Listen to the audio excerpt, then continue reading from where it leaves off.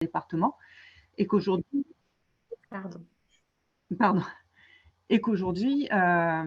il s'agit d'une convention collective nationale. Donc, tout a été uniformisé. Le premier volet, la protection sociale, donc depuis cette année, mais tous les autres volets de la convention collective qui rentreront en vigueur au 1er janvier 2024 seront aussi uniformisés au niveau national. Est-ce qu'on peut passer à la deuxième slide? Merci. Est-ce que vous avez la main ou pas du tout sur le support? Alors, moi, je ne crois pas. Par contre, si vous voulez, je peux, moi, partager le slide pour avoir la main dessus. Hop. OK, merci. Donc, cette nouvelle convention collective, c'est le résultat de négociations entre les partenaires sociaux, donc l'UIMM et puis les différents syndicats de salariés. Le numéro de la convention collective, il est indiqué inconnu à cette date, c'est le 3248. Le power n'a pas été mis à jour sur ce point-là.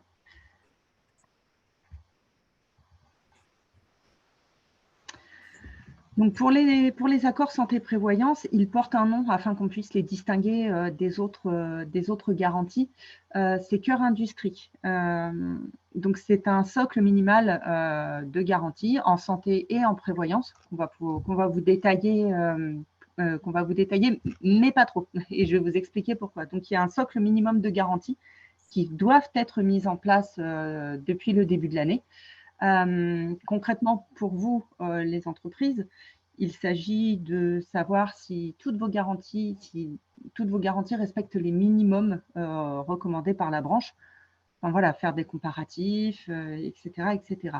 Les avantages du régime labellisé, c'est quand même des couvertures clés en main qui sont pensées notamment en fonction des enjeux liés au métier de la métallurgie et aussi en fonction des besoins liés à la branche. Ce n'est pas quelque chose qui sort du chapeau, c'est une négociation qui a duré 6 ans, il me semble. Quand on s'oriente vers des offres labellisées, c'est aussi la garantie pour vous d'être systématiquement en conformité avec les dispositions conventionnelles. Donc, sur le plan juridique, vous n'avez pas à vous inquiéter de ça. Tout est mis à jour automatiquement. Et en dernier lieu, il faut savoir que c'est un dispositif qui est mutualisé et piloté par les partenaires sociaux et mutualisé au niveau national.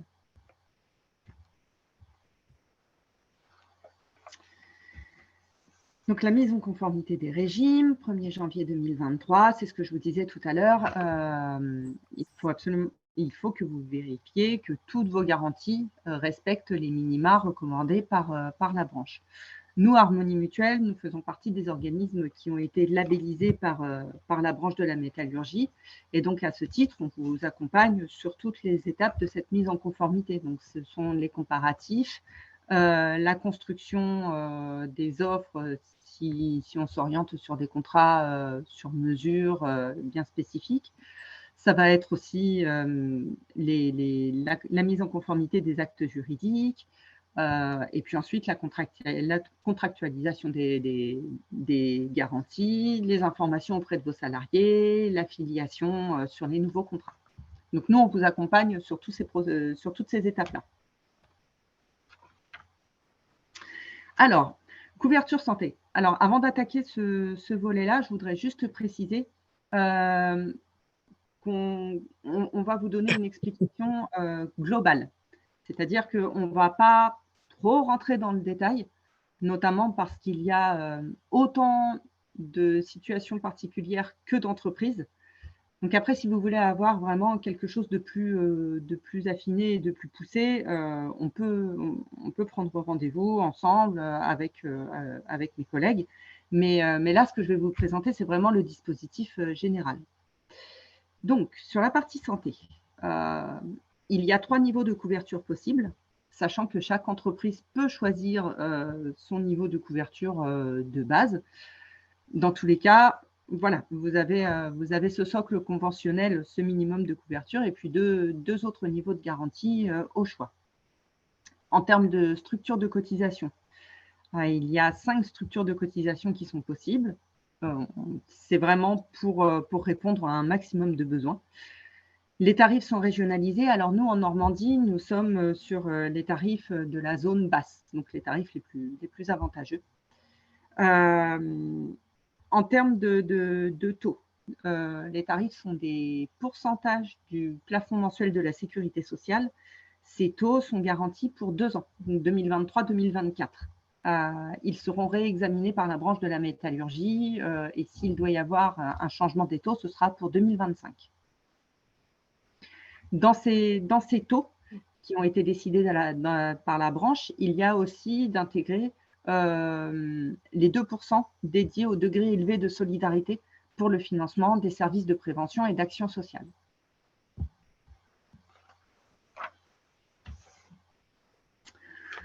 Donc, les minimums de garantie qui sont requis par la branche de la métallurgie vont toucher vraiment tous les postes, que ce soit hospitalisation, dentaire, optique. Ça va être aussi au niveau de la prévention. Ça va toucher aussi tout ce qui est soins courants. Donc là, on vous a mis quelques diapos pour que vous puissiez voir de manière très succincte quelles sont les garanties qui sont proposées par l'offre labellisée. Donc là, c'est sur la partie hospitalisation. Pardon? Non, c'est bon pour tout le monde. Sur la diapo suivante, nous avons tout ce qui va toucher au dentaire.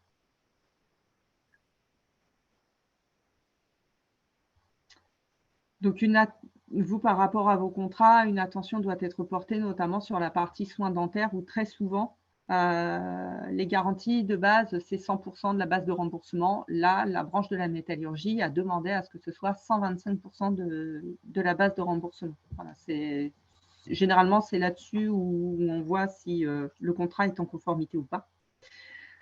Diapo suivante, ça va être sur l'optique, où là encore, il y a un minimum requis par la branche sur tout ce qui est verre, les lentilles de contact, sur tout ce qui est aussi les prestations d'adaptation pour les verres, etc. etc. Et l'avant-dernière slide, ça va être les soins courants, donc tout ce qui est consultation, généraliste, spécialiste, tout ce qui est orthopédie et les frais pharmaceutiques, les médicaments, qui sont tous pris en charge dès lors qu'ils sont remboursés par la sécurité sociale. Dernière slide, ça va toucher les prothèses auditives et la prévention. Donc, avec un minimum de remboursement pour l'ostéopathie, etc., etc. Et puis, pour les prothèses auditives, un minimum demandé pour la prise en charge des appareils auditifs. Slide suivante, on arrive sur les taux de cotisation. Donc, comme je vous disais, nous sommes en zone basse. Là, vous retrouvez toutes les structures de cotisation possibles. La participation de l'employeur est à minima à 50%. Comme je vous disais tout à l'heure, ces taux sont maintenus jusqu'à la fin de l'année 2024. Ils intègrent les 2% dédiés au degré élevé de solidarité. Il est aussi prévu un régime pour les retraités conforme à la réglementation demandée par la branche de la métallurgie. Et en fait, sur ce tableau-là, vous voyez trois couleurs différentes. C'est en fonction du régime de base que choisit l'entreprise pour ses salariés. Et les cotisations sont toujours exprimées en pourcentage du PMSS, plafond mensuel de la sécurité sociale.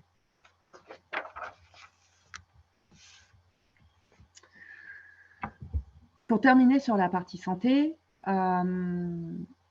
les petites particularités, c'est donc le maintien des cotisations pour 2 ans, des exclusions qui sont limitées par rapport au régime habituel. Je pense notamment aux réservistes, je pense notamment aussi aux apprentis qui doivent intégrer aussi le régime de santé. Sur les suspensions de contrat de travail non indemnisés, il y a une application de la gratuité de la cotisation telle que prévue par la branche de la métallurgie, c'est-à-dire que lorsque la personne se retrouve en suspension de contrat de travail non indemnisé, le premier mois de cotisation n'est pas payant, enfin, est gratuit pour le salarié.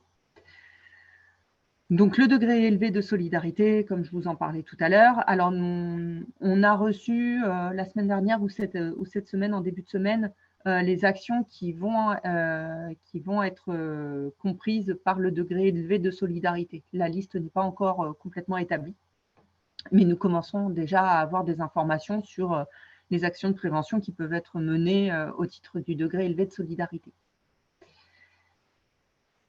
Concernant la portabilité, maintien du dispositif de portabilité en cas de liquidation judiciaire, même en cas de non-paiement des cotisations, ce qui ne se fait pas jusque-là, ou en tout cas pas partout. La portabilité est gratuite également pour les ayants droit du salarié, et le régime de santé intègre des services d'assistance comme Harmonie Santé, Harmonie Service Social, la téléconsultation, le réseau Calixia, le deuxième avis médical, etc. Ce que je veux dire, c'est que quand vous choisissez Harmonie Mutuelle, ce n'est pas parce que vous êtes sur un contrat de la branche qu'on va vous exclure des services que nous proposons aux entreprises. Nous avons inclus ces services au même titre qu'un contrat collectif classique. On ne fait pas de distinguo. Donc ça, c'était pour la partie santé. Est-ce que vous avez des questions avant de passer à la partie prévoyance? Non, du tout. Tout va bien pour tout le monde? Ok, donc on continue. Partie prévoyance. Là aussi, il y a un minimum qui a été requis et demandé par la branche, auquel les entreprises qui relèvent de la métallurgie doivent se conformer.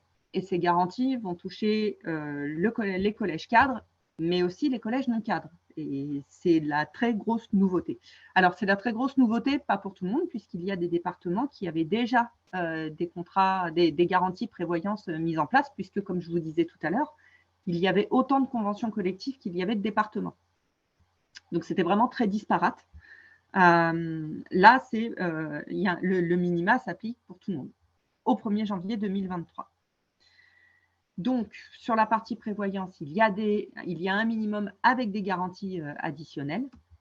Comme je vous disais, ça touche les cadres et les non-cadres. On peut même faire une garantie ensemble du personnel pour que ça s'applique à tout le monde de la même manière. Donc, nous avons des couvertures élargies avec notamment une pension d'invalidité qui n'est pas écrêtée en cas d'augmentation de salaire, avec des compléments sur l'indemnité temporaire d'inaptitude. La gestion de l'assiette des cotisations est différente donc sur les suspensions indemnisées.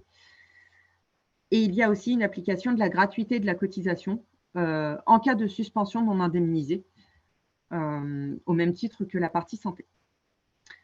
Les cotisations, les taux en tout cas, sont maintenus non pas pour 2 ans, mais pour 3 ans, donc 2023, 24, 25.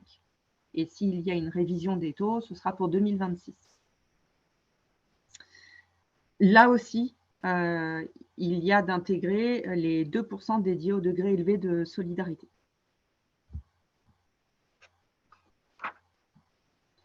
Slide suivante.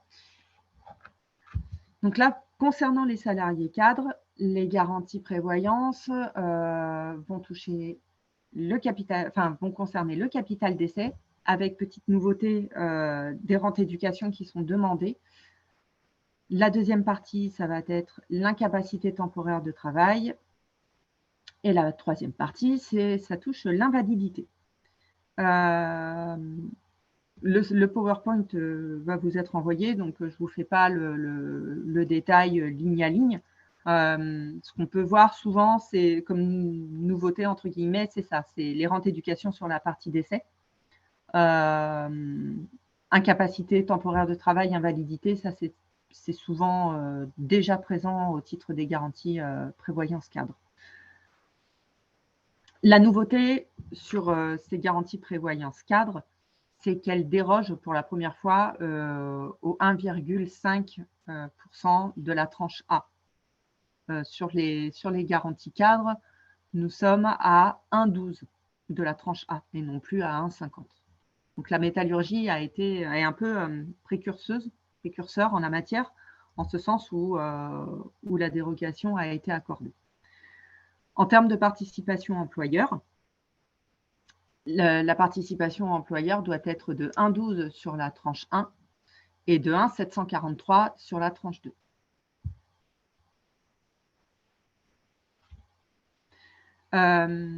Ensuite, comme je vous disais tout à l'heure, il y a des modules qui sont prévus pour chaque domaine de couverture, donc décès, rente éducation, l'incapacité temporaire de travail, l'invalidité, pour permettre de cranter au niveau supérieur si vous souhaitez mieux couvrir vos salariés cadres.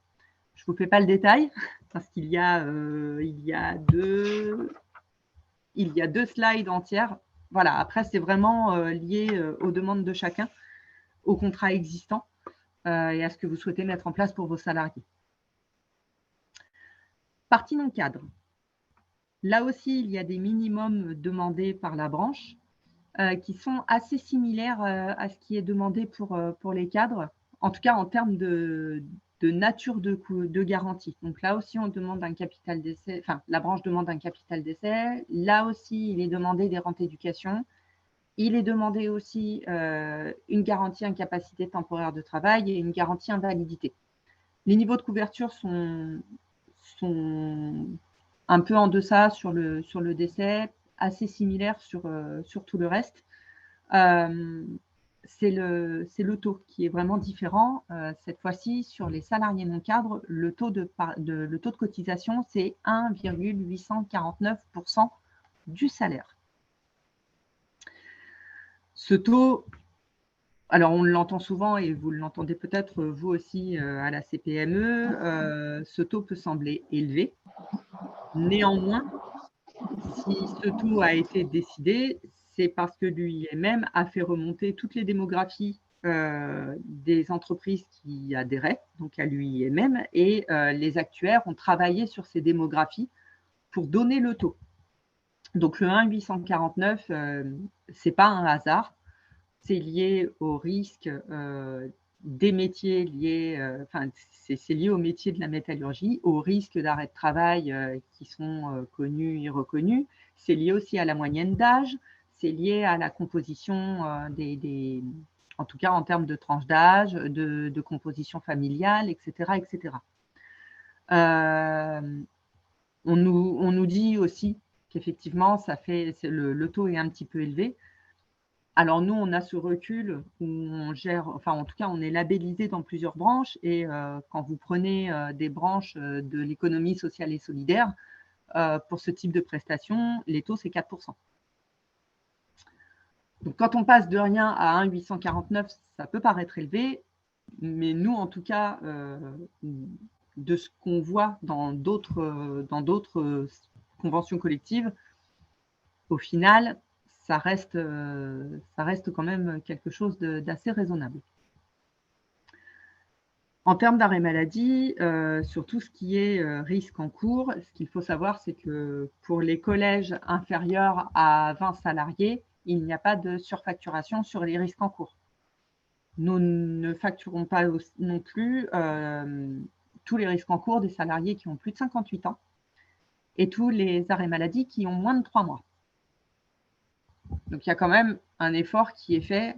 Oui, on passe de rien à 1,849. La branche a bien conscience que ça représente un budget supplémentaire pour les entreprises, ça c'est sûr. Mais voilà, il y a des catégories d'arrêt maladie qui ne sont pas facturées en termes de primes supplémentaires. Sur la participation de l'employeur, vous ne pouvez pas demander plus de 57% aux salariés. Donc, ça veut dire que la participation de l'employeur est à minima de 43% tranche 1, tranche 2 de ces 1,849. Slide suivante. Donc là aussi, comme pour les cadres, sur les non-cadres, il y a des modules optionnels. Si l'entreprise a déjà un régime en place et qu'il souhaite que le nouveau régime s'aligne, en tout cas le plus possible à ce qui a déjà été mis en place, ou pour se conformer aux garanties cadres, etc. Enfin voilà, on a la possibilité d'augmenter les garanties. Donc là, c'est pareil, c'est vraiment en fonction de chaque entreprise. Il y a des études plus approfondies qui sont faites. Slide suivante, et encore l'autre d'après. Donc les avantages de ce régime, que ce soit cadre ou non cadre, un maintien des cotisations prévoyance pour 3 ans. Sur les assiettes de cotisation différentes, voilà, nous on sait gérer ça puisque nous avons été labellisés, notamment sur les assiettes de cotisation cadre, non cadre, sur les suspensions non indemnisées, etc. etc. Enfin, les garanties que je vous présente là sont vraiment conformes aux préconisations de la branche. Donc, le dispositif de portabilité est là aussi maintenu en cas de liquidation judiciaire et intègre et les 1,849 et les taux pour les cadres intègrent les 2% de cotisation du degré élevé de solidarité.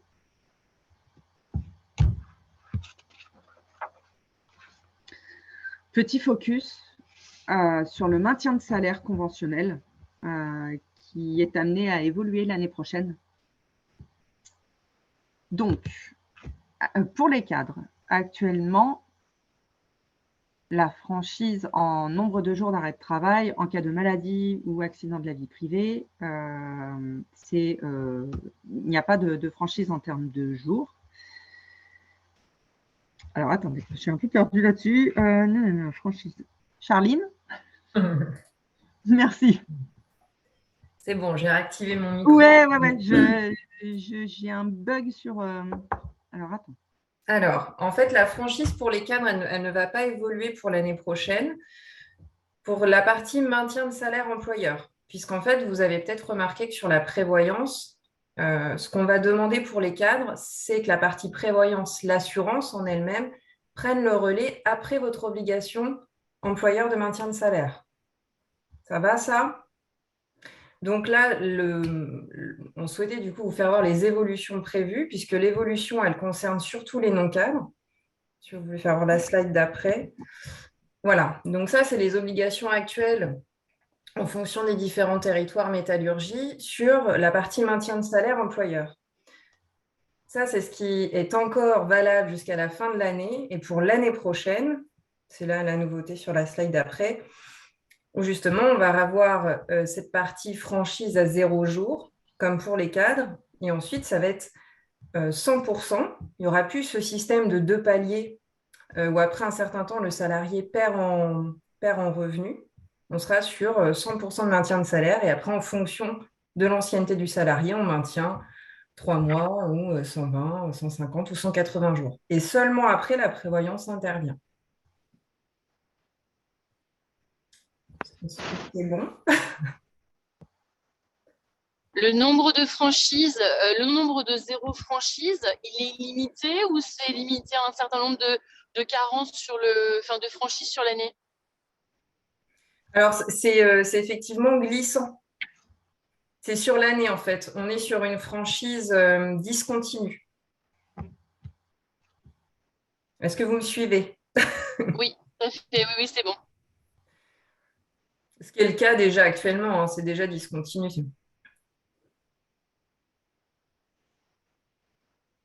En fait, le grand changement, il va concerner les non-cadres à partir de l'année prochaine, pour résumer. Je te laisse reprendre la main sur la suite. Oui, je te remercie.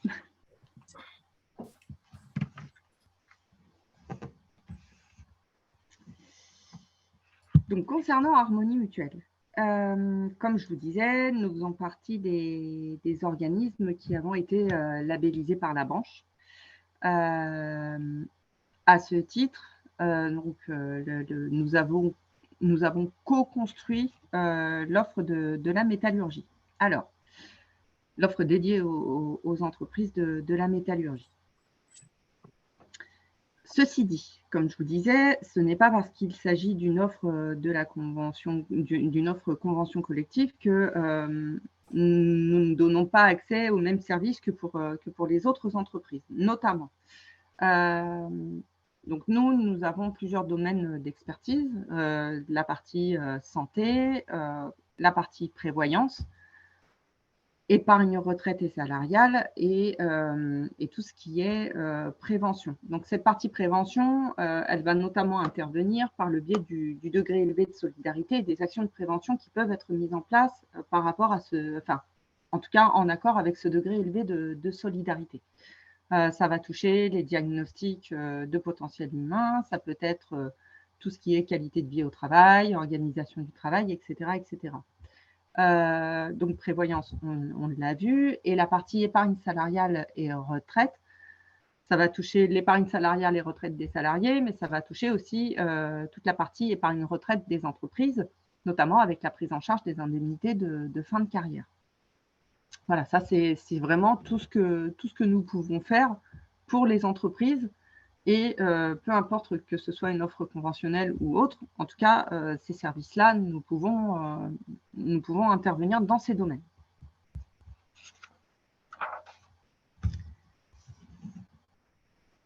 Merci. Nous faisons partie du groupe Vive, qui est le premier groupe mutualiste français, donc qui rassemble la MGEN, la MNT, donc Mutuelle des Territoriaux. Alors après, nous, on se répartit tout ça entre nous. Nous, à Harmonie Mutuelle, nous sommes spécialisés sur tout ce qui est interpro. Et puis, MGEN, ça va être la fonction publique d'État et la MNT, la fonction publique territoriale. Dans ce groupe Vive, il y a aussi des entités comme Vive 3 qui touchent tout ce qui est établissement de soins, etc., etc. Et le groupe Arcade Vive, ça va être la partie habitat, logement, etc., etc. Voilà, le groupe Vive, c'est vraiment tout ça. Ce n'est pas que plusieurs mutuelles qui se sont associées ensemble. Donc, chez Harmonie Mutuelle, nous pouvons vous proposer, comme je vous disais tout à l'heure, le réseau Calixia. Le réseau Calixia, ça va concerner l'optique, les audioprothèses, la partie dentiste, mais aussi l'ostéopathie, donc avec notamment la possibilité d'avoir le tiers payant, en tout cas, pas la possibilité, mais tiers payant systématique. Par le biais de l'application Harmonie Mutuelle, il y a une géolocalisation de tous les professionnels de santé qui font partie du réseau Calixia. Et puis, ce sont aussi des prix négociés pour limiter les restes à charge, pour limiter les montants des dépenses et pour pouvoir équilibrer au mieux et pérenniser au mieux un régime de santé. En tant que première mutuelle de France, nous avons le plus gros réseau de conventionnement de tiers payants, dont nous faisons bénéficier les contrats de la branche de la métallurgie. Voilà, donc c'est quasiment 350 000 conventionnements de tiers payants. Les salariés peuvent entrer en contact avec nous par le biais des centres de relations, les centres d'appel, par le biais de l'application Harmonie et moi ou en se rendant en agence Harmonie Mutuelle.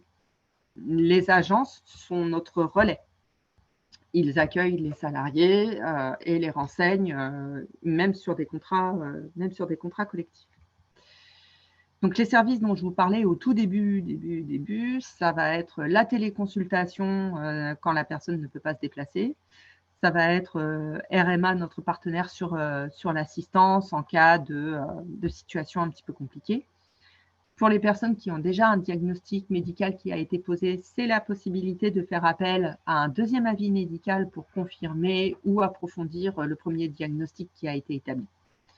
Un service d'assistante sociale par téléphone avec une aide de premier niveau sur les conflits d'ordre familial, financier, la vie du quotidien, etc., etc. et l'accès aussi à nos structures Harmonie Médical Service, donc dédiées à la commercialisation du matériel médical. Voilà. Et donc, je passe la main à Monsieur Olivier. Merci beaucoup, Laetitia. Bonjour. Merci, Karine. Peut-être avez-vous quelques questions pour le volet Oui. santé prévoyance avant de passer à la suite? Moi, je ne sais pas s'il y a d'autres personnes. Je suis désolée, moi, je vous ai pris en cours de route et je m'excuse pour mon retard.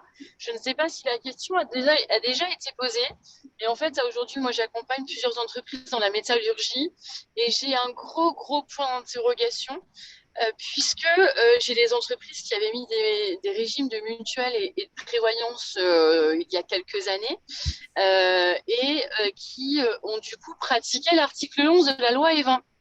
C'est-à-dire que les collaborateurs qui étaient présents au moment de la mise en place du régime de mutuelle et de prévoyance avaient la faculté de refuser d'adhérer à ces différents régimes. J'ai aujourd'hui plusieurs sons de cloche. Un premier son de cloche qui me dit que l'accord de branche prévaut sur la loi E20 et que donc j'ai le droit d'aller mettre le feu socialement dans les entreprises en obligeant les personnes dispensées de l'époque à adhérer. Et j'ai une autre école qui me dit que à partir du moment où toutes les conditions de l'article 11 de la loi E20 étaient réunies au moment de la mise en place, à savoir la rédaction d'un acte de mise en place, une prise en charge employeur et salarié et le fait que la personne soit présente au moment de la mise en place du régime, ferait que l'accord de branche ne serait pas prioritaire et que ces personnes-là pourraient continuer à être dispensées d'adhérer aux différents régimes. C'est quoi la position d'Harmonie Mutuelle aujourd'hui par rapport à ça ? Je réponds ou pas? Alors, la position d'Harmonie Mutuelle, elle n'est pas propre à la métallurgie, mais elle est valable dans toutes les conventions collectives. C'est en fait le principe de l'article 11 de la loi E20, c'est j'ai mis en place par DUE. Je pense que M. Olivier pourra appuyer ou pas, décision unilatérale de l'employeur. Donc, on estime que les salariés présents avant la mise en place peuvent ne pas adhérer parce que leurs intérêts n'ont pas été défendus. Or, là, si on est dans le cadre d'un accord conventionnel, les intérêts des salariés ont été défendus puisqu'ils ont été représentés par leur syndicat. Donc, en toute logique, l'article 11 de la loi E20 ne s'applique plus. D'accord. Alors, moi, je vais être transparente. Je suis en contact avec Malakoff, qui fait partie des organismes éco-labellisés, qui a exactement le même point de vue que vous. Donc, j'ai pas de souci. J'ai des organismes non labellisés qui, eux, me disent le contraire. Et j'ai l'UMM qui me dit que la loi E20 continue de s'appliquer. Donc, en fait, aujourd'hui, pour partager mon expérience, j'accompagne des entreprises. Les contrats avec les organismes sont en conformité, mais je n'ai pas mis en place les DUE parce que j'ai deux positions complètement différentes. Une position que vous avez, vous, qui concrètement, socialement, peut mettre le feu dans une entreprise. J'ai le cas d'une entreprise de 80 salariés où j'ai un tiers des effectifs qui sont en loi E20. Si demain, il faut que je leur dise d'adhérer à la mutuelle, je vais être sur du lynchage collectif. Et l'autre position qui me permet d'avoir une paix sociale, mais qui par contre me fait prendre un risque URSSAF. Donc aujourd'hui, on est début mars et les entreprises que j'accompagne, malheureusement pour l'instant, on est un peu coincé par ces deux positions. Alors, comme je vous le dis, ce n'est pas une position propre à la métallurgie, c'est la position législative qui est ainsi. Après, effectivement, peut-être que monsieur ou maître Olivier, comment je dois dire, peut peut-être nous dire quels sont les risques, mais en fait, c'est toujours pareil. C'est entre qu'est-ce qui est le plus risqué? Est-ce que le plus risqué, c'est de dire je mets le feu dans mon entreprise, je fais adhérer tout le monde et puis on n'en parle plus? Ou on verra si le contrôleur URSSAF regarde. Parce qu'après, dans les faits, on n'a jamais eu un redressement URSSAF pour ça. Là, moi, j'ai un client qui est en cours. Ah, sur quel département? Sur 76. D'accord, vous nous direz. Vous nous direz ce que ça donne, justement. Je vous dirai le résultat, mais première entreprise qui a été contrôlée, application d'une loi E20 sans DUE, c'est passé complètement au travers. Et la deuxième entreprise, ouais. D'accord. Deuxième entreprise contre disant non. Adhésion obligatoire, la loi E20 ne fonctionne pas. Alors, je pense que par contre, alors, je ne vous entends plus très bien, je ne sais pas si les autres vous entendent, mais dans tous les cas, etc. Dans tous les cas, le mieux, c'est de faire une DUE. Donc là, la lettre d'observation. Oui, je suis entièrement d'accord avec vous. Mais le problème, c'est que dans ma DUE, soit je mets les dispositions comme quoi je maintiens les dispositions de la loi E20, soit je ne les mets pas. Alors, nous, nos juristes vont dire que techniquement, quand on a une DUE, alors, quand on n'a pas d'accord de branche, lorsqu'on met en place par une décision unilatérale de l'employeur, même si on ne cite pas la loi E20 s'applique. C'est de droit. Voilà. Ouais, sauf que là, comme je suis là, les clients sont dans la méta, donc pour le coup, la question se pose de savoir est-ce que je le mets ou est-ce que... Ouais. Vous avez notre réponse en tout cas. Est-ce que vous avez d'autres interrogations ou peut-être Bertrand, vous vouliez compléter Oui, compléter. À partir du moment où vous avez une convention collective qui prévoit des dispositions spécifiques et un régime, c'est celui-là qui doit s'appliquer, en tout cas à compter du 1er janvier 2023. Enfin, voilà. Pour moi, la question, elle est réglée. Merci beaucoup. Ok. Voilà. Pour moi, c'est clair, vous avez des dispositions conventionnelles, donc à partir de là, il faut les appliquer. Avez-vous d'autres interrogations sur le volet santé et prévoyance? On passe à la suite. Alors, je vous laisse la parole, Bertrand, sur les impacts principaux pour les janvier 2024. Oui, ça marche. Donc, en 2 mots, je me présente en 2 mots. Donc, je suis Bertrand Olivier, je suis avocat à Caen. Je fais beaucoup de droit du travail, donc à la fois en conseil et en contentieux. Et donc là, aujourd'hui, alors le but, c'est pas de vous faire une liste à l'après-vert et de vous lire les centaines de pages de ce qui a pu être prévu par la nouvelle convention collective, mais c'est plutôt d'attirer votre attention et d'avoir une démarche pratique sur les éléments qui me semblent importants et qui vont impacter nécessairement vos entreprises à compter du 1er janvier 2024 et comment anticiper certaines d'entre elles. Donc,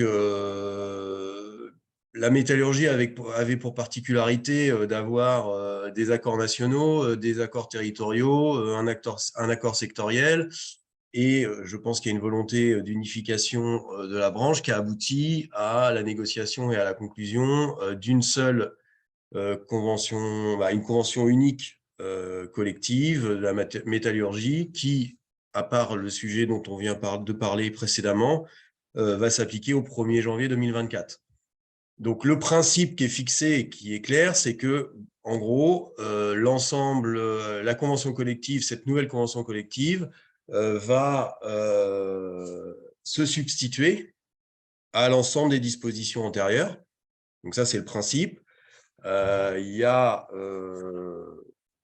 notamment donc en fait, toutes les dispositions antérieures vont disparaître, à part quelques exceptions.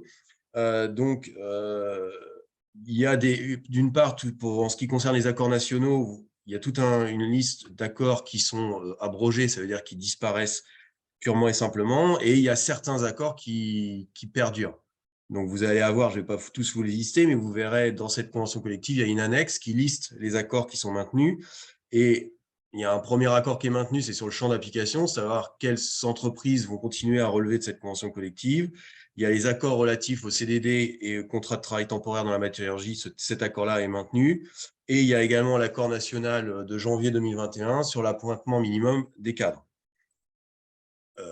Voilà, donc grosso modo, ce qu'il faut retenir, c'est que la plupart des accords précédents vont disparaître au profit de cette convention collective nationale.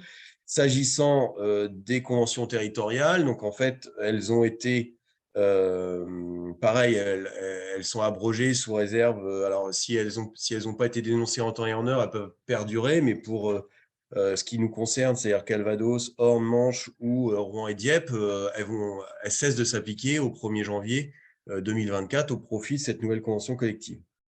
Donc voilà pour un peu. Alors le champ d'application, il ne change pas. Il n'y a pas de nouvelle activité qui rentre ou non dans cette convention. Donc en fait, on reste sur les mêmes champs d'application qu'avant. Et on a en fait, là où on avait, fallait aller regarder dans tel accord national, regarder que disait votre accord territorial. Bah là, on va avoir une convention unique avec certaines conséquences qui peuvent être importantes. Pour moi, j'ai ciblé dans cette intervention 2 points. Le premier point concerne, je pense, quelque chose qui est très important et dont va découler beaucoup de choses, à savoir la nouvelle classification qu'il faut mettre en place au 1er janvier 2024. Et de cette nouvelle classification va découler tout un tas de choses. Si vous recrutez un salarié, la période d'essai va être en fonction de cette nouvelle classification, les salaires minimums, le préavis, l'indemnité de licenciement, etc. Donc ça, c'est vraiment la nouveauté, à mon sens, importante et auquel il faut être très vigilant, puisqu'en fait, aujourd'hui, là où vous avez à partir du 1er janvier 2024, il va falloir l'anticiper. Les classifications que vous avez actuellement pour vos salariés et les emplois qu'ils occupent va disparaître au profit d'une nouvelle. Alors, généralement, et là, c'est là aussi où il y a quand même une nouveauté, c'est que avant, quand il y avait des changements de classification, souvent, ou quand vous avez des nouveaux accords qui prévoient une nouvelle classification, on dit un emploi d'assistante administrative était classé niveau 1, coefficient 120 avec l'ancienne, et la nouvelle, voilà le tableau de correspondance. Là, la démarche des partenaires sociaux n'est pas du tout la même. C'est-à-dire qu'en fait, vous oubliez votre ancienne classification, on fait table rase, en gros, et vous devez, à partir des critères qui vous sont donnés dans la convention collective, reconstruire en partant de zéro avec ces critères-là, la classification des nouveaux emplois. C'est-à-dire que vous ne pouvez pas vous contenter de dire tel soudeur était telle qualification, donc je regarde à peu près et je me retrouve là. Ce n'est pas du tout ce qui est prévu par les textes et ce qui est prévu par cette nouvelle classification. Donc, il n'y a pas de transposition, il n'y a pas de tableau, et c'est à vous de construire à partir des indices et des éléments qui ont été communiqués qui sont prévus par la convention collective, la nouvelle classification des emplois au sein de votre entreprise. Ça, c'est le premier point. Le deuxième point, c'est qu'il faut, alors ça, ce n'est pas novateur, mais informer et consulter les membres du CSE quand ils existent, mais il y a aussi tout un process d'information individuelle des salariés et de mise en place pour les informer, pour leur dire, voilà l'emploi, voilà comment on le décrit, voilà comment on le cote au sein de l'entreprise, et voilà comment, pour vous, quelle va être votre nouvelle classification au sein de l'entreprise. Et la nouveauté aussi par rapport à ce que vous connaissiez avant, c'est que cette échelle et cette mise en place de classification, cette cotation et les échelles s'appliquent pour tous les emplois.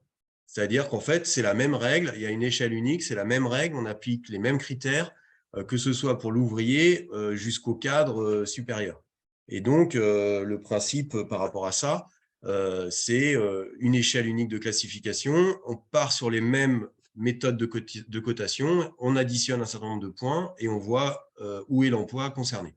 Voilà un peu sur le côté, on va dire, méthode qui est mis en place. Donc, pour la méthode, parce qu'en fait, c'est beau de dire il y a des A, des coefficients, etc. Mais la convention collective a prévu comment faire pour déterminer au sein des emplois au sein de vos entreprises, pour chaque emploi, comment faire pour classer les emplois.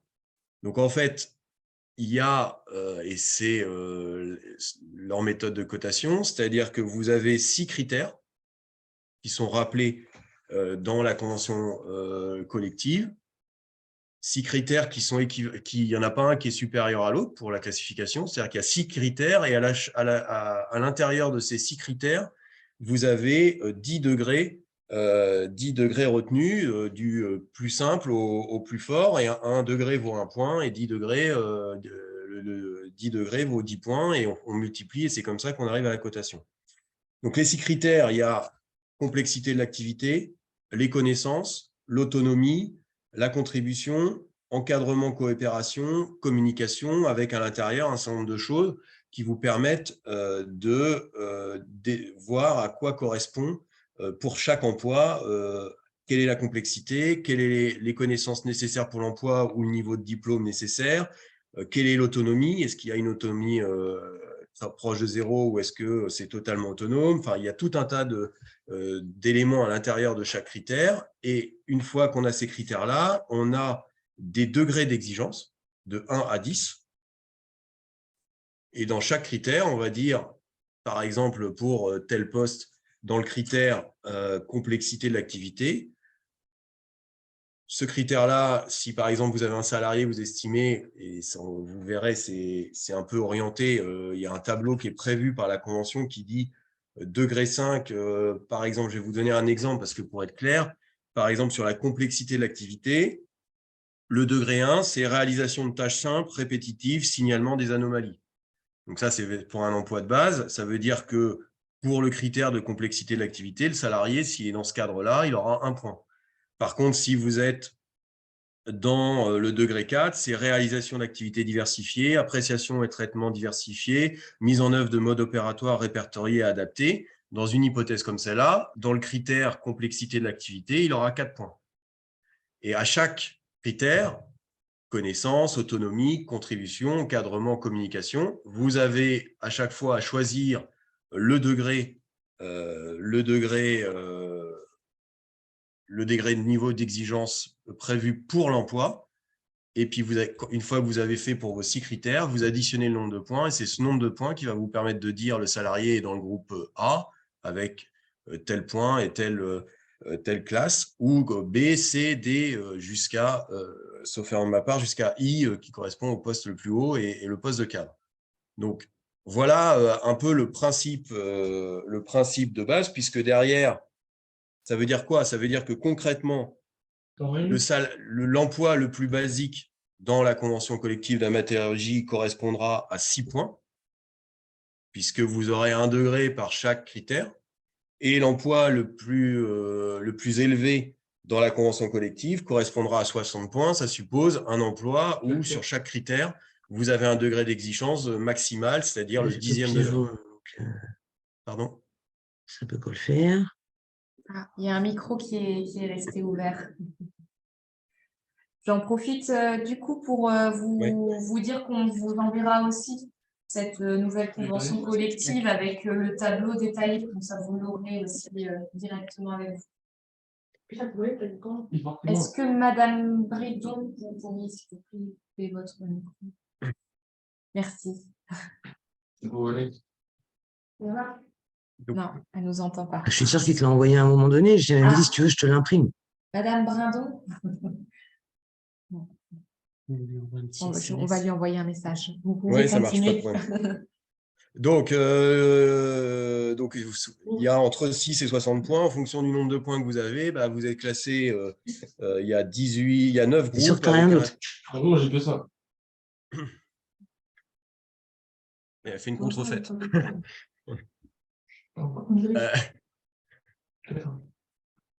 Donc, il y a 9 groupes, 18 classes d'emploi, et puis ça vous permet de dire tel emploi dans l'entreprise va être classé groupe A classe 2 ou groupe C classe 6, et puis de ça découlera un certain nombre d'éléments. Donc ça, c'est la théorie, c'est ce que vous prévoit la convention. Comme on vous l'a montré, il y a dans la convention, vous avez un tableau avec les différents critères et une méthode les articles de la convention collective prévoient une méthode pour déterminer la classification, et vous avez un guide qui est une méthode qui est à l'intérieur, et les partenaires sociaux, moi j'y ai accédé, ont également prévu, et c'est prévu dans la convention collective, un guide pratique qui explique comment elle fonctionne la nouvelle classification, comment il faut la mettre en œuvre, avec un certain nombre d'exemples. Donc concrètement, parce que ça c'est la théorie, maintenant concrètement, comment vous allez faire pour au 1er janvier 2024 prendre l'ensemble des emplois dans votre entreprise et dire bah, Monsieur X, vous étiez telle qualification avant, maintenant vous allez être celle-ci. Et ben en fait, il faut repartir de zéro, partir sur la méthodologie qui a été donnée. Et il y a des étapes qu'il faut mettre en œuvre. Première étape, avant de coter et de mettre des degrés ou des points, la première étape, c'est lister tous les emplois que vous avez dans votre entreprise. Deuxièmement, c'est une fois que vous avez identifié ces emplois-là, c'est établir ce que la convention collective prévoit, à savoir une fiche descriptive de l'emploi.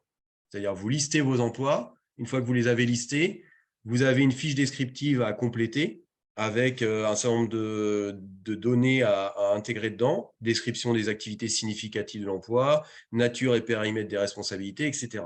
Et en fait, c'est cette fiche descriptive de l'emploi, c'est cette fiche-là qui va vous permettre derrière d'appliquer la cotation pour chacun des 6 critères et quel est le degré d'exigence pour chacun des 6 critères. Là encore, la fiche vous avez dans le guide, je vous redonnerai son nom exact, le guide qui a été mis en place par la convention collective, vous avez un modèle de fiche descriptive qui vous permet et il vous guide pour vous expliquer comment remplir cette fiche descriptive qui va vous servir derrière à côté chacun des emplois. Donc, pour l'emploi, par exemple, du soudeur, bah, vous allez décrire les activités, vous allez parler de l'autonomie, de quelle responsabilité il prévoit, enfin voilà, tout ce qui va vous permettre, toutes les données qui vont vous permettre derrière de coter. Une fois que vous avez fait ça, la convention collective prévoit que cette fiche descriptive doit être communiquée aux salariés concernés par l'emploi. Le soudeur, si vous avez 3 soudeurs, chacun des soudeurs doit être destinataire. Vous devez communiquer par tout moyen. Donc, par tout moyen, moi, je le traduis par écrit et puis vous disposez d'un document signé ou en tout cas quelque chose qui vous permette de démontrer que vous avez bien informé vos salariés, que vous leur avez bien transmis cette fiche descriptive. Donc, ça, c'est la première étape. Une fois que vous l'avez remis, il peut vous faire des observations, etc. Mais voilà, le texte ne dit rien de plus, mais il faut la communiquer. Une fois que vous avez établi cette fiche descriptive et que vous l'avez communiquée, vous devez passer à la deuxième étape, à savoir classer vos emplois en appliquant la méthode de cotation. Donc là, bah, c'est simple, simple en théorie, parce qu'après, c'est toujours pareil, c'est de l'appréciation. Il y en a toujours un qui va vous dire, bah, moi, je devrais être au degré 6 pour l'autonomie et pas au degré 3. Enfin voilà, mais c'est vous, employeur, qui devez le faire. Et donc, vous classez chacun des emplois de votre entreprise en appliquant les critères. Vous obtenez un nombre, exemple, vous obtenez 45 et ce 45 va vous permettre de dire que vous êtes situé dans le 45, par exemple, si je le prends et que je le retrouve, ça permettra de dire que c'est le groupe, j'ai pas ça sous les yeux, mais groupe B ou C avec tel degré. C'était le groupe G. Groupe G, bon ben voilà. On est sauvés. G, enfin voilà, groupe G, donc c'était plus élevé. Mais ça vous permet de dire, voilà, l'emploi correspond à tel groupe. Une fois que vous avez fait ça, c'est vous qui le faites. Une fois que vous avez fait ça, vous devez le notifier par écrit aux salariés qui occupent ce type d'emploi, ce qui lui permet d'avoir connaissance de ce que vous retenez comme non seulement cotation, mais niveau de classification. Et donc là encore, faut remettre, soit vous remettez en main propre contre récépissé, mais il faut que vous ayez une trace de ce que vous avez informé le salarié, de ce que selon vous, l'emploi qu'il occupe correspond à telle classification. Une fois que c'est fait, le salarié il a 1 mois, c'est ce que prévoit la convention collective, il a 1 mois pour vous faire part d'une demande d'explication concernant le classement reçu. Quand il vous dit « j'ai noté que j'étais classé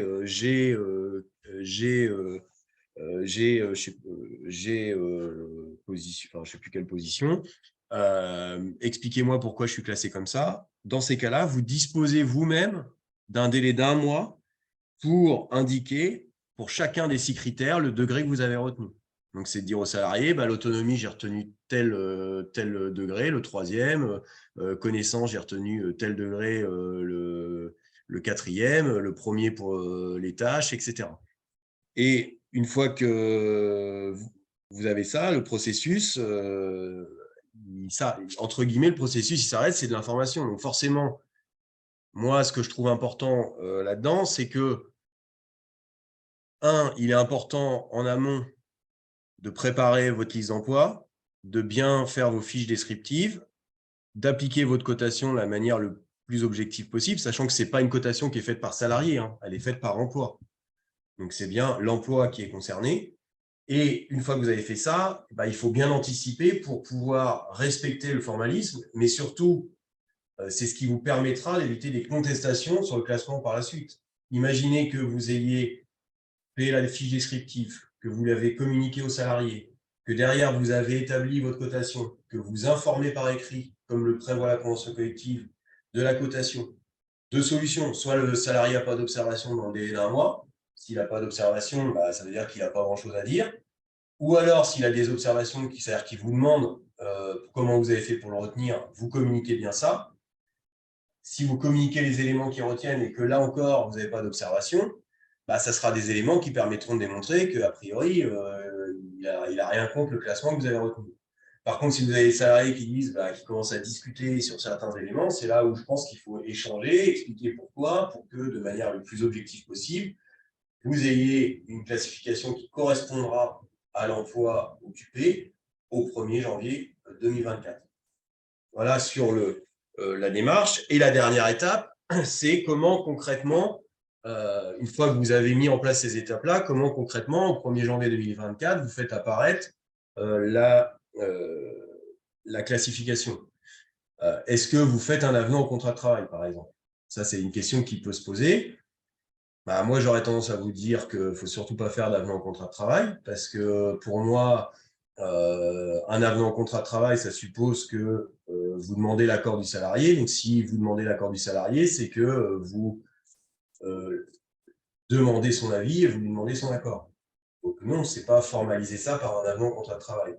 Donc, dans l'absolu, vu que c'est une disposition qui est conventionnelle, que vous décidez d'appliquer telle classification, dans l'absolu, si vous avez bien respecté les étapes, que vous avez bien informé, on pourrait considérer que vous faites mentionner sur le bulletin de janvier 2024 la nouvelle classification, et derrière, c'est ça qui met en œuvre. Derrière, vous pouvez faire des contestations, mais après, s'il y a des contestations, ça sera sur l'application des critères. Alors, pour éviter toute contestation, ce qui pourrait être intéressant, c'est à l'issue de votre process de mise en place de cette nouvelle cotation, c'est-à-dire fiche descriptive, communication aux salariés, délai, on retient la cotation, on l'informe qu'il a un délai d'1 mois pour faire part des observations.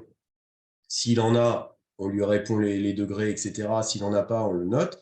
Ce serait, à mon sens, à l'issue du process pour chaque emploi, de remettre à chaque salarié un courrier où vous rappelez toutes les étapes de la mise en œuvre de la cotation de son emploi, en expliquant pour chacun ce qui s'est passé. Donc, les 3/4, je pense que les 3/4 n'auront pas forcément des choses à vous dire, parce que je pense qu'au bout du compte, le nerf de la guerre, ça reste, à mon sens, le salaire. C'est-à-dire que si vous avez des salariés où concrètement, de toute façon, on ne va pas baisser leur salaire, mais je veux dire, si concrètement, ce qu'on leur a appliqué correspond à peu près, voilà. Mais si vous en avez qui contestent, vous le saurez, et au moins, vous pourrez voir où sont les éléments. Mais en remettant un courrier comme cela, en disant « voilà comment on a procédé, voilà les étapes sur lesquelles vous avez été informé de ça, si, etc. », on vous confirme que le nouveau classement de votre emploi au 1er janvier 2024 est celui-ci. Mais on ne demande pas l'accord. Parce qu'il est jugé, ça, c'est pas pour ce type de choses, c'est quoi qu'il arrive, quand je n'ai pas besoin de l'accord d'un salarié sur, par exemple, un changement d'horaire de travail, je peux l'imposer, je n'ai pas besoin de l'accord. Si par contre, je lui demande son accord, je lui dis, est-ce que tu es d'accord pour avoir tel horaire à la place de tel horaire, alors que je n'étais pas obligé de le demander, et que je propose un avenant au contrat de travail, la jurisprudence, elle vient vous dire, certes, vous n'étiez pas obligé de demander l'accord, mais à partir du moment où vous avez demandé l'accord, si le salarié refuse, vous ne pouvez plus l'imposer après.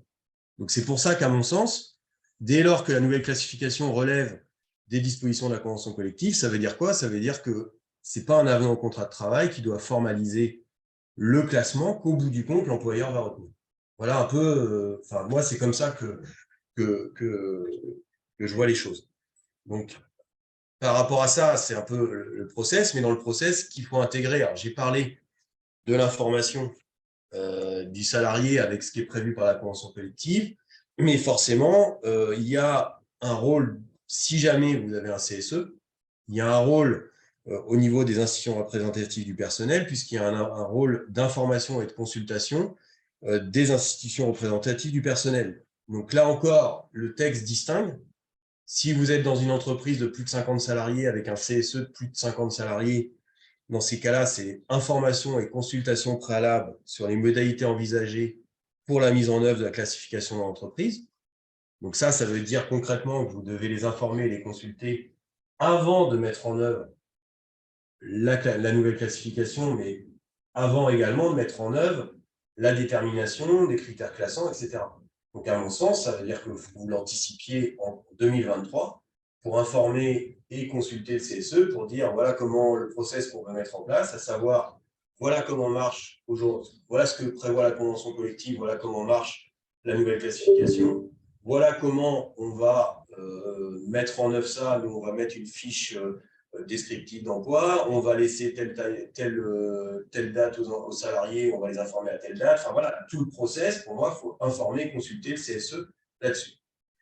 Pour les entreprises de moins de 50 salariés, le texte vous dit, en fait, il n'y a pas d'information et de consultation comme ça préalable obligatoire, mais il n'en demeure pas moins que le CSE, dans ces entreprises-là, est compétent pour présenter à l'employeur les réclamations individuelles ou collectives relatives à la mise en œuvre de l'entreprise et la classification résultant de la convention.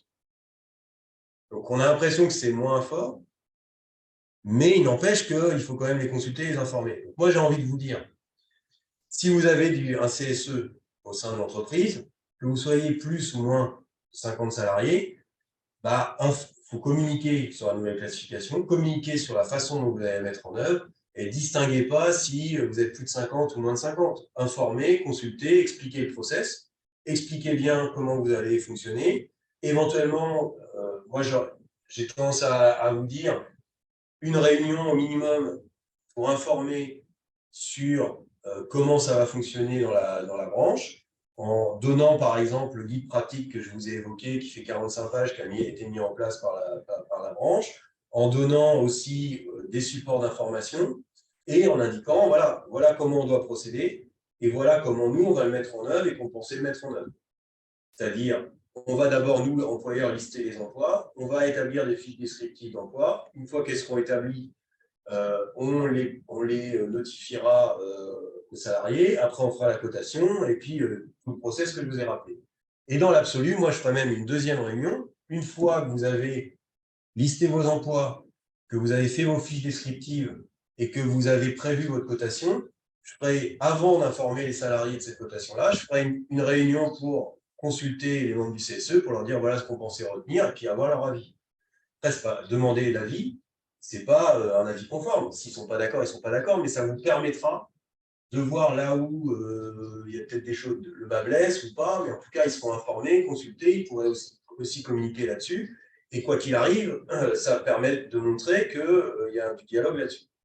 Quand vous n'avez pas de CSE, le texte vous dit qu'il faut remettre un support d'information aux salariés.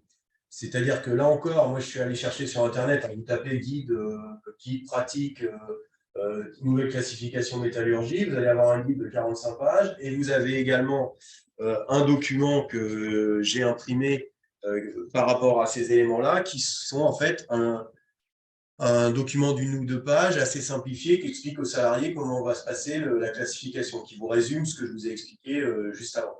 Donc, quand vous n'avez pas de CSE, c'est au minimum ça. Là encore, moi, je pense que c'est ce qu'il faut respecter. Et plus vous aurez de transparence sur la classification, moins vous aurez de problèmes au 1er janvier 2024. Après, vous n'êtes pas à l'abri de décider que ce sera ça sera B classe d'emploi 4 et qu'un salarié vous dit non, il doit être C. Mais ça, cette problématique-là, vous l'aviez déjà avec l'ancienne classification. Voilà. Donc voilà pour la mise en œuvre pratique. Avant, il y a 2 points aussi qui sont dans la convention et qui sont importants. Quand vous embaucherez un nouveau salarié en janvier 2024, à partir de janvier 2024, il est prévu que dans le délai d'1 mois suivant la fin de la période d'essai, ou à défaut, quand il n'y a pas de période d'essai, dans le délai d'1 mois suivant l'embauche, le salarié peut vous demander une explication sur le classement de l'emploi que vous avez retenu. Et s'il vous demande ça par écrit, dans le délai d'1 mois, vous devez répondre les degrés de classement que vous avez retenus, etc. Concrètement, moi, ce que je vois, c'est que c'est une disposition qui est source, à mon sens, de difficultés ou de problèmes, en tout cas. C'est-à-dire qu'en fait, ça veut dire que vous embauchez quelqu'un, il signe un contrat de travail. Sur le contrat de travail, on va prévoir que son emploi correspond à tel classement. Et ça veut dire que potentiellement, même s'il a signé le contrat, si à l'issue de la période d'essai ou dans le mois suivant son embauche, il veut vous demander des informations et qu'il n'est pas d'accord avec la classification, c'est quelque chose qu'il pourra contester plus tard. Donc ça, en tout cas, s'il y a cette possibilité-là. Et deuxième point, mais ça c'est assez classique, s'il y a une modification de fonction et qu'il y a un changement de classement, forcément, vous devrez passer par un avenant au contrat de travail. Et pour terminer sur ce point-là, donc je vous le dis, il y a des guides pratiques avec des exemples sur certains emplois pour expliquer comment coter, comment fonctionner, un modèle de fiche et également des supports d'information pour vos salariés qui sont mis en ligne. Et moi, je vous dis, je ne suis pas membre de l'UIMM et j'ai pu accéder à ces éléments-là. Et c'est un guide qui a été fait de manière paritaire, c'est-à-dire entre le syndicat employeur et les syndicats salariés. Voilà un peu pour résumer ces modalités-là. Je ne sais pas si vous avez des questions maintenant ou si vous voulez qu'on passe au point suivant. C'est comme vous voulez, c'est peut-être… Moi, j'ai une question. Alors, j'anticipe beaucoup parce qu'il y a quand même un point important sur la classification. C'est qu'aujourd'hui, on ne va plus parler d'employé ouvrier, d'agent de maîtrise ou de cadre, mais on va être sur des catégories objectifs cadres et non cadres. Et en fait, 2023 est quand même l'année où il y a beaucoup de renouvellement de CSE. Et en fait, moi, je m'interroge beaucoup par rapport aux collèges électoraux, puisque potentiellement, on a des renouvellements de CSE sur des collèges employés ouvriers et deuxième collège agents de maîtrise cadre, alors que demain, au 1er janvier 2024, les anciens agents de maîtrise ne seront plus dans le collège des cadres. Donc, voilà, je sais pas, je sais que j'anticipe, mais pour le coup, moi, j'ai des élections qui vont arriver sur le mois de juin. Et en fait, sincèrement, je ne sais pas comment gérer cette problématique de catégorie. Vous la gérez avec ce qui est en vigueur au moment où vous faites les élections. D'accord. Vous ne pouvez pas… la classification, elle n'a d'effet qu'au 1er janvier 2024. Donc, ça veut dire que la problématique se posera si vous faites des élections en 2024. Mais si vous faites des élections en 2023, vous ne pouvez pas anticiper la nouvelle classification. Ouais. Donc, vous appliquez vos collèges, vous les répartissez en fonction de la classification qui existera au moment où vous faites les élections. Et la plupart des élections, d'ailleurs, seront faites en 2023. D'ailleurs, je vous fais un point de vigilance sur ça. Renouvellement du CSE, ceux qui ont des carences CSE, etc. Compte tenu du fait qu'il y a la mise en place de la nouvelle convention collective et la problématique du classement, soit vous renouvelez, soit en tout cas réorganiser les élections pour que vous ayez un CSE ou au moins un PV de carence au moment où vous allez mettre en œuvre votre classement. Puisque je pense que la plupart ont fait, moi j'ai beaucoup de clients qui ont fait les élections il y a 4 ans, pas au dernier moment, mais à la deadline donnée par les textes, c'est en 2019. Donc on se retrouve en 2023 et c'est vous là où il y a toute cette problématique-là qui va arriver. Donc faites attention, soyez vigilants à ça. Moi, pour le coup, j'ai une problématique de PV de carence sur 2019, mais dont l'échéance est prévue en novembre 2023. Vous devez les organiser quand, les élections? L'échéance arrive en novembre 2023, donc là, 2 mois à avant. partir de juillet, c'est 2 mois avant. Ouais. 90 jours. Donc, le problème, c'est que c'est pas trop tard par rapport à toutes les formalités administratives qu'on est censé faire par rapport à ce que vous nous avez expliqué.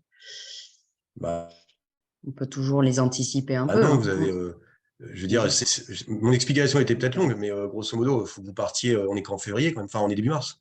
On est quand même voilà, Oui, mais si aujourd'hui, mais comme à aujourd'hui, moi j'ai un process. PV de carence. Ce Moi qu'il j'ai un faut, PV de c'est le carence. fameux délai un mois à un mois. Donc, vous pouvez pas faire, vous pouvez pas informer du salarié de sa cotation.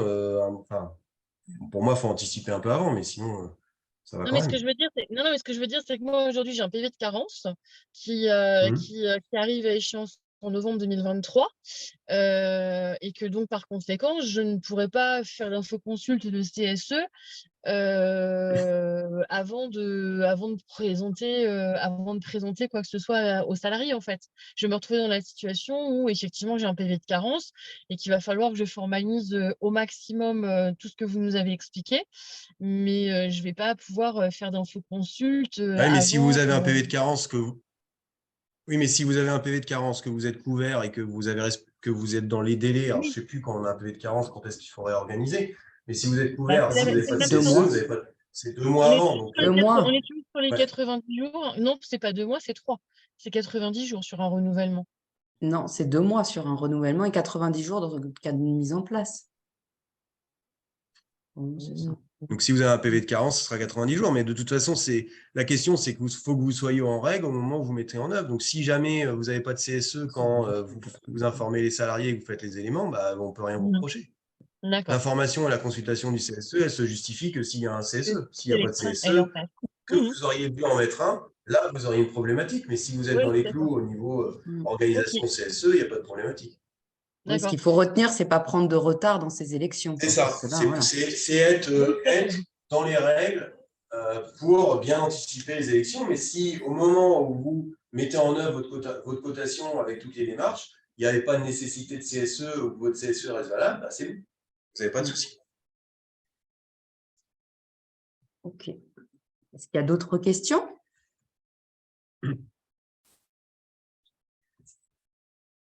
On peut passer à la partie 2. Ouais. Alors, la partie 2. Donc là encore, j'ai pas envie de vous perdre. Et puis, j'avoue que lire toutes les dispositions de la convention collective ou décrire tout ce qui a pu être mis en place, ça me paraît pas très intéressant et didactique. Donc, ce que j'ai fait, c'est que j'ai parcouru, moi, les éléments contenus dans la nouvelle convention collective et il y a des points qui m'ont interpellé où je me suis dit que ça serait bien d'attirer votre attention. Étant précisé que savoir s'il y a telle prime ou telle durée en cas de naissance ou etc., je vous avoue que, heureusement pour moi, je ne connais pas ça par cœur et je ne suis pas allé regarder plus que ça. Ce qu'il faut savoir, c'est que à partir de 2024, il faut que vous ayez le réflexe de vous dire bah, déjà commander la nouvelle convention, ou en tout cas la synthèse, et d'avoir le réflexe d'aller chercher dans tel cas ce qui correspond. Donc, par contre, il y a des points qui, moi, me semblent importants et qui peuvent, où il y a eu des modifications et surtout, il y a des points importants. Donc, moi, j'ai été interpellé sur certains points. Donc, période d'essai, par exemple. Donc, la période d'essai aujourd'hui, et c'est pour ça que votre classification, elle est importante, parce que en fonction de la classification que vous avez retenue, la durée de la période d'essai, mais également son renouvellement, n'est pas le même. Exemple A et B, donc c'est 2 mois avec renouvellement possible, avec une durée maximale prévue de plus 2, c'est 2 plus 3, 3 plus 4, etc. Donc, alors il y a un truc où je n'ai pas trop compris, c'est qu'en fait, pour A et B, par exemple, c'est durée maximale en renouvellement 2 mois, durée totale maximale renouvellement compris 2 mois. Donc moi, j'en déduis que c'est 2 mois, parce que objectivement, si vous faites un contrat de travail, mettez pas 1 mois, mettez 2 mois directement. Par contre, ça veut dire que vous ne pouvez pas faire 2 plus quelque chose. Je ne sais pas si je suis clair. C'est-à-dire que la convention dit durée maximale hors renouvellement 2 mois. Durée totale maximale renouvellement compris, donc pour les salaires classés A et B, elle nous dit 2 mois. Donc en fait, il y a vise l'hypothèse où vous diriez je mets une période d'essai d'1 mois alors que je peux mettre 2 mois. Et vous, donc si vous mettez 1 mois, vous pourriez renouveler 1 mois, mais mettez directement 2 mois hein, comme période d'essai, sans renouvellement, ça ne sert à rien d'anticiper. Mais donc ça, j'ai trouvé ça assez bizarre. Et cadre, par exemple, c'est 4 mois avec un renouvellement possible, mais maximum 6 mois. Sachant que c'est ces dispositions-là qui vont s'appliquer puisqu'elles sont postérieures à l'ancienne loi, enfin à la loi en vigueur, donc c'est ces dispositions-là qui vont s'appliquer. Donc ça veut dire quoi? Ça veut dire qu'un cadre, vous pouvez prévoir une durée initiale de période d'essai de 4 mois avec un renouvellement possible en ajoutant 2 mois. Et j'attire votre attention sur le fait, ça il y en a beaucoup qui ne le savent pas ou qui commettent l'erreur, quand vous renouvelez une période d'essai, il ne suffit pas d'écrire au salarié « je renouvelle votre période d'essai ». Enfin, il faut son accord. Donc, vous faites un document écrit où vous lui dites que vous voulez renouveler la période d'essai et il vous fait bon pour accord. Il vous signe bon pour accord dessus. Sinon, on peut vous juger qu'il n'y a pas eu d'accord sur le renouvellement de la période d'essai et que la période d'essai n'est pas bonne. Donc voilà par rapport à la période d'essai, sachant que là encore, si vous avez une contestation sur le classement, vous avez un salarié que vous avez classé C, que bon, je ne pense pas qu'il ira à vous dire qu'il devait être classé B, donc sur la période d'essai, il n'y aura pas trop de problème, puisqu'en fait, souvent, ils viennent vous dire que vous ne l'avez pas bien classé en hauteur. Mais en tout cas, découle de la durée de la période d'essai les éléments correspondant à la classification. Et surtout, si vous avez, dans les 6 mois précédant l'embauche, recruté salarié sur le même poste en CDD ou contrat de travail temporaire, on déduit les périodes d'activité de la période d'essai. Donc, si dans les 6 mois avant l'embauche, vous avez eu un salarié en CDD qui a fait 1 mois et demi, période d'essai, si elle était de 2 mois, par exemple, pour un salarié classé A et B, elle sera de 2 mois, moins 1 mois et demi, donc il vous restera 15 jours. OK? Préavis, je passe vite, mais préavis, forcément, ils ont, là encore, la classification les détermine. Donc, il y a où est le groupe d'emploi, A, B, C, E, et puis les cadres F, G, H, I.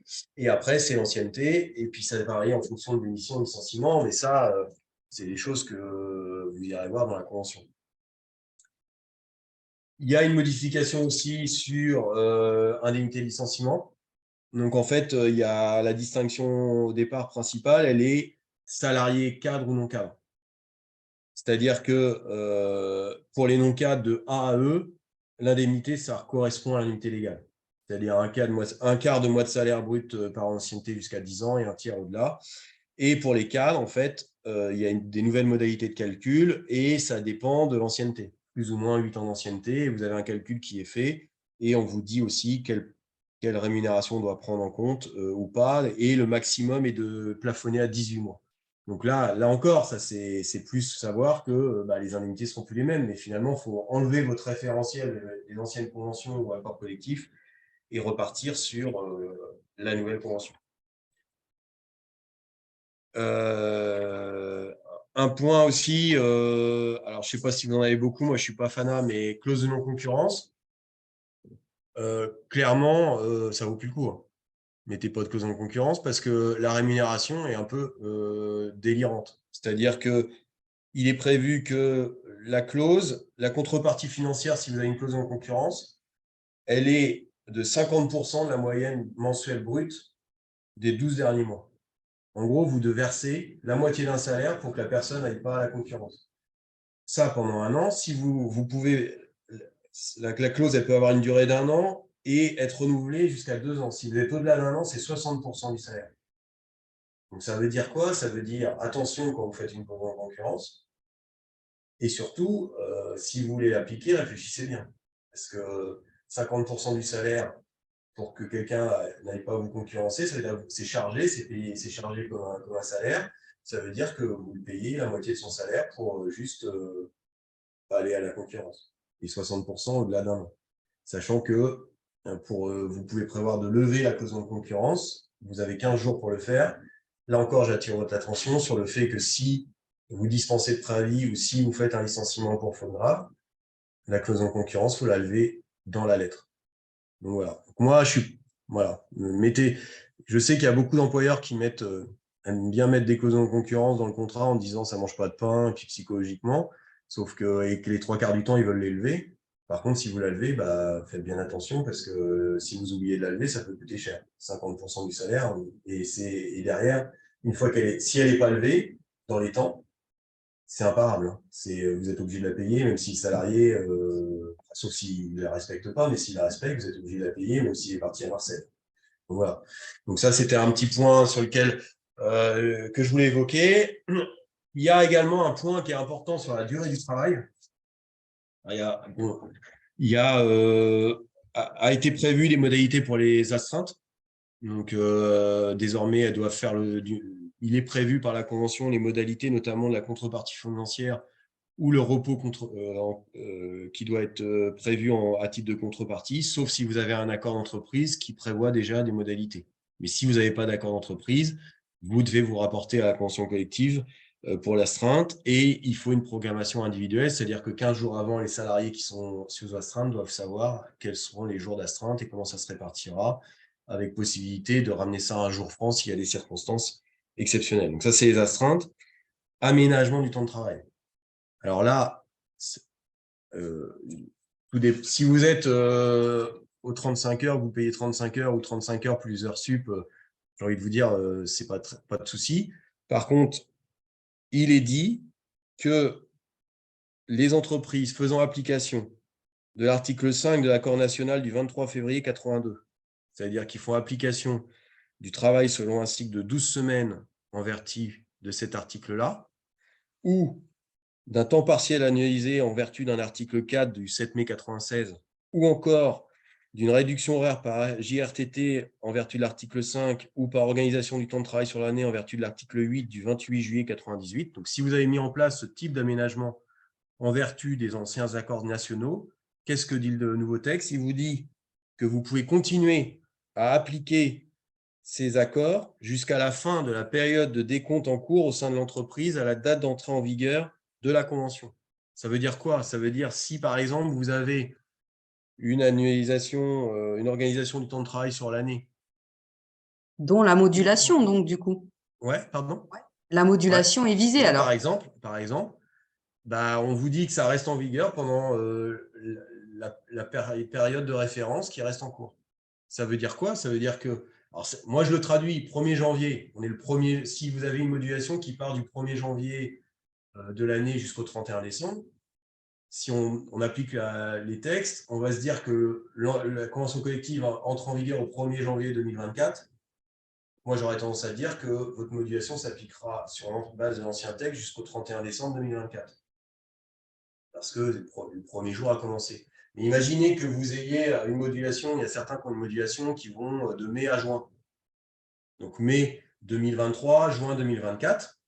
Ça veut dire que à partir de la fin de votre année, enfin de mai à avril, mai à 2023 à avril 2024, ça veut dire qu'au 1er mai 2024, vous ne pourrez plus faire ce type d'aménagement en vertu de l'ancien accord. Ça veut dire qu'il faut prévoir la mise en place d'une modification de votre aménagement de la durée du travail en vertu des nouvelles dispositions de la convention collective et d'appliquer en tout cas l'aménagement du temps de travail sur une période supérieure à la semaine prévue par le nouvel accord de branche.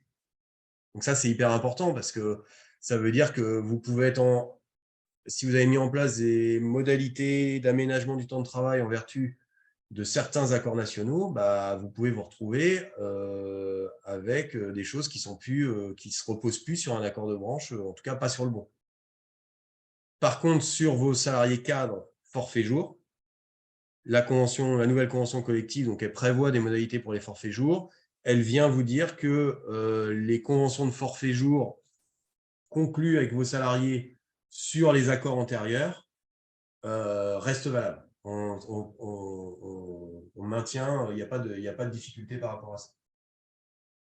Mais ça, bon, voilà, après, ça ne concerne pas forcément toutes les entreprises, mais si vous êtes concerné, bah, soyez vigilants et regardez bien comment faire pour remettre en place un nouvel aménagement, en tout cas, de bien respecter les nouvelles règles. Ensuite, un point qui m'est apparu important, alors il y a les heures supplémentaires. Ce qui est intéressant, c'est qu'il y a le contingent annuel d'heures officiel n'a pas bougé. Il est toujours de 220 heures, c'est-à-dire que le contingent sans avoir des contreparties en repos obligatoire et avoir demandé l'autorisation pour faire des heures sup au-delà reste à 220. Mais ce qui est intéressant, c'est que la nouvelle convention collective vous prévoit deux choses. 80 heures supplémentaires mobilisables une année sur deux par l'employeur. C'est-à-dire qu'en plus des 220, une année sur deux, vous pouvez faire 80 heures au max. Alors il y a un taux de majoration spécifique, mais si l'activité le justifie. Et 150 heures en plus des 220 sur la base du volontariat, avec accord écrit du salarié. Ce qui signifie en fait que, et bien sûr sous réserve de respecter les durées maximales de travail, 10 heures max avec 12 heures dans certains cas et 48 heures avec 44 heures en moyenne sur 12 semaines. Mais ça veut dire que concrètement, si vous avez des heures supplémentaires importantes à effectuer et que ça peut être, compte tenu de votre activité importante au-delà des 220 heures du contingent, vous avez ces deux contingents supplémentaires qui peuvent être utilisés et ça, pour le coup, ça peut être intéressant sur les périodes hautes d'activité, en tout cas. Voilà. Et dernier point, parce que je vous dis, il faut vous en imprégner et aller la chercher. Il y a des dispositions spécifiques, notamment sur les salaires minimums. C'est-à-dire que la nouvelle convention collective a prévu ce qu'elle appelle un salaire minima hiérarchique avec, si vous êtes groupe A, classe 2, c'est 19 700 € à l'année. Après, ça augmente. Et donc, elle a prévu ça à partir du 1er janvier 2024. Et il y a une exception, à savoir que dans les entreprises de moins de 150 salariés, parce que je pense comme il y avait beaucoup d'accords territoriaux différents à ce niveau-là et avec des disparités, il y a des accords qui prévoyaient des minima bien inférieurs à d'autres. Donc, elle est venue préciser que pour les entreprises de moins de 150 salariés, si l'application des nouveaux minima engendre une augmentation trop importante de la masse salariale, à savoir plus de 55% d'augmentation de la masse salariale annuelle sur un minimum 25% de l'effectif, ça veut dire que l'application du nouveau barème pour ces entreprises-là ne sera qu'au 1er janvier 2030, pour permettre d'absorber et que vous n'ayez pas du jour au lendemain une telle augmentation. Alors, je ne suis pas allé regarder plus que ça ce que prévoyaient les accords minimaux Calvados, etc. Mais bon, en tout cas, il y a un garde-fou qui est décrit dans la convention collective et qui permet, sous certaines exceptions, avec certains calculs, de ne pas avoir à respecter ce minima s'il y a une distorsion trop importante par rapport à ce que vous faisiez en 2023 et 2024.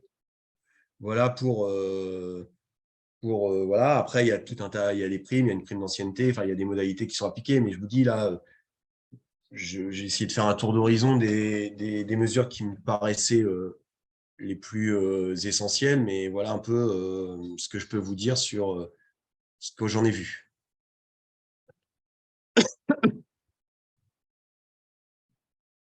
Dans tous les cas, vous retrouverez tous ces éléments détaillés dans la convention collective qu'on va vous adresser également en annexe avec le support qu'on vient de visionner. Est-ce que vous avez des interrogations sur ces éléments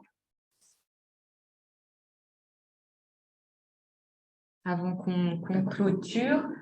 Une ou deux questions, si vous avez, n'hésitez pas, soit en direct ou soit via l'onglet discussion, si vous préférez, pas de problème. On ne vous a pas trop abattu, il y a un peu de travail. Particulière. C'est un petit peu de boulot par la suite, mais bon, ça va, on se prend un petit peu en amont pour essayer de vous présenter ça.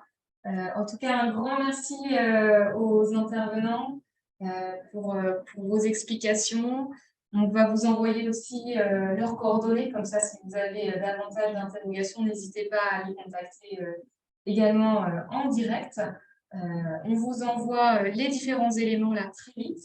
Et puis, on vous souhaite sinon une très bonne fin de journée et un bon week-end à tous. Merci. Au revoir. Merci beaucoup. Merci. Au revoir. Au revoir. À bientôt.